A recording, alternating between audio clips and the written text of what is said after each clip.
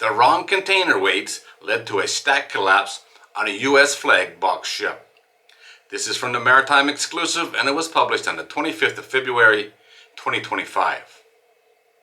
The Verified Gross Mass, or VGM, regulation that took effect in 2016 was supposed to cut down significantly on the risk of misdeclared weights in container shipping, which can cause stack collapses and dangerous stability issues.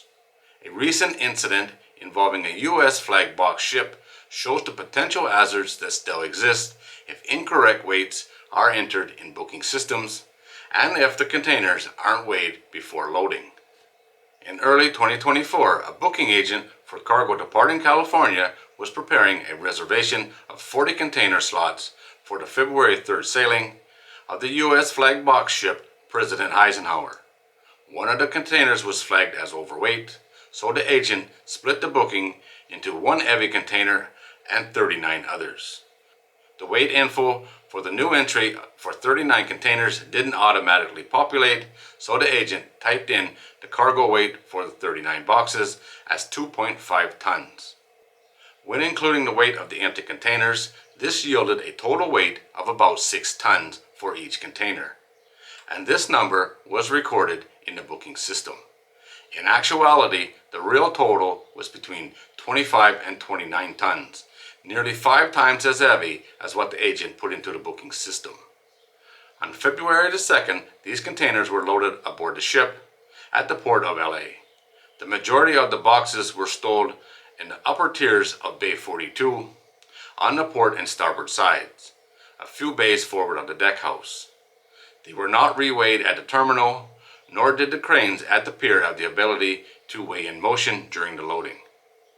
The Eisenhower's chief mate performed stability calculations and draft measurements with the incorrect loading information and passed all routine pre-sale checks. Early the next day, Eisenhower got underway for Oakland. On the morning of February the 6th, Eisenhower arrived off Oakland and shut down the main engine to drift while waiting for a berth. Wind and sea conditions gradually increased through the day, rising to 20-knot winds and 12-foot swells. The box ship was rolling up to 18 degrees in these conditions. At about 9:30 that night, the AB on duty saw smoke in the air on the port side. The third mate sent the AB forward to check on the cargo, and the AB found that the stack of containers was missing from the port side on Bay 42. The smoke was suspended powder from the collapse of the containers.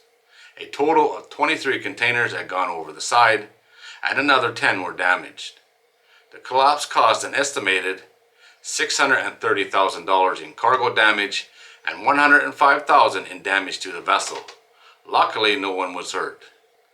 Later analysis by the ship's operator found that the improper loading configuration with the heavier than declared boxes would have produced excessive forces large enough to break the lashings in Bay 42.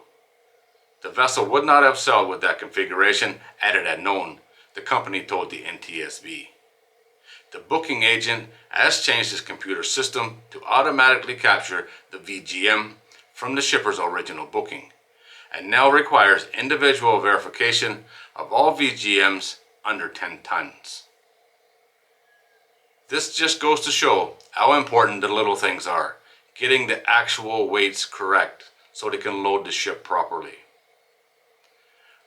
But what I don't understand is why they shut down the engines and let this ship drift with that much wind, that much swell, and rolling 18 degrees when there was no need for it.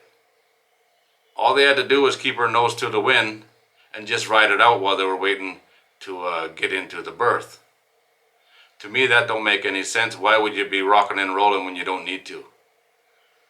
But I don't know why they would do that, but they did. Either way, they're very, very lucky no one got hurt here. Loss of some cargo, a little damage to the ship, it all adds up to a big bill. But no one got hurt and there was no loss of life, and that's the most important thing. Alright guys, there it is. As always, thanks for watching. I do appreciate it. If you're new here and you like these kind of videos, don't forget to subscribe before you leave. I'll see you on the next one.